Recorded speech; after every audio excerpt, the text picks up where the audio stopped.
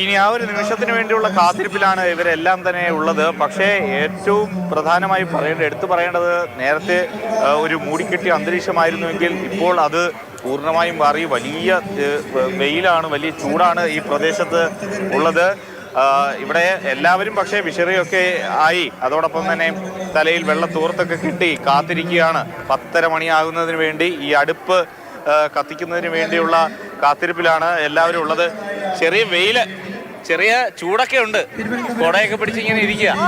എവിടെയാ വരുന്നേ? Thiruvalla KSRTC conductor ബദലി.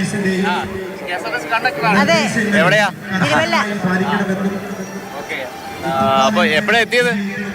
ഇന്നലെ 9 മണിയായി. രാത്രി എത്തി.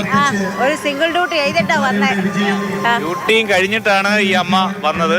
അതിനുശേഷം എവിടെ നിന്നു? ഇവിടെ തന്നെ വന്ന് നിന്നോ? അവിടെ വന്നു. പക്ഷെ തമ്പാനൂരായോണ്ട് പോകാൻ കുറച്ച് സൗകര്യം ഉണ്ടാവും അല്ലേ? ബസ്സിൽ കയറിയാൽ. ബസ്സിലോ ട്രെയിനിലോ എങ്ങനെയാ പോകുന്നത്? അതെ, ഒറ്റയ്ക്കാ വന്നേ. ഇപ്പം കൂടെ വന്നപ്പോ പരിചയപ്പെട്ടു. എവിടുന്നാ? ഞാൻ കൊല്ലവാ, ആയൂര്. നമ്മളൊരു ജില്ലക്കാരാണ്. ചൂടാണ്, ഭയങ്കര ചൂടാണ്. ഇന്നലെ ഞങ്ങള് 11 മണിയൊക്കെ ആയപ്പോഴത്തേനെത്തി. അമ്പലത്തിലൊക്കെ പോയി ദേവിയെ കണ്ടു തൊഴുത് ഇവിടെ വന്ന് സ്റ്റേ ആയി. ചൂടായാലും ആ കാത്തിരിപ്പ് ഇങ്ങനെ തുടരുവാണല്ലേ? രസമുണ്ടല്ലേ, അതിനൊരു രസമുണ്ടല്ലേ? തീർച്ചയായിട്ടും. എന്താണ് പ്രാർത്ഥന? മനസ്സിലുള്ള പ്രാർത്ഥന എന്താ? ഞങ്ങളെ സ്ഥിരപ്പെടുത്തേണ്ടത് 12 വർഷം ഞാൻ ജോലി ചെയ്തതാ, എംപ്ലോയ്മെന്റ് ആയിട്ട്. പിന്നെ അത് പറ്റിയിട്ട് ഇപ്പൊ ബദലിയായിട്ട് എടുത്തിരിക്കുന്നേ. അവരോട് പ്രാർത്ഥിക്കുക.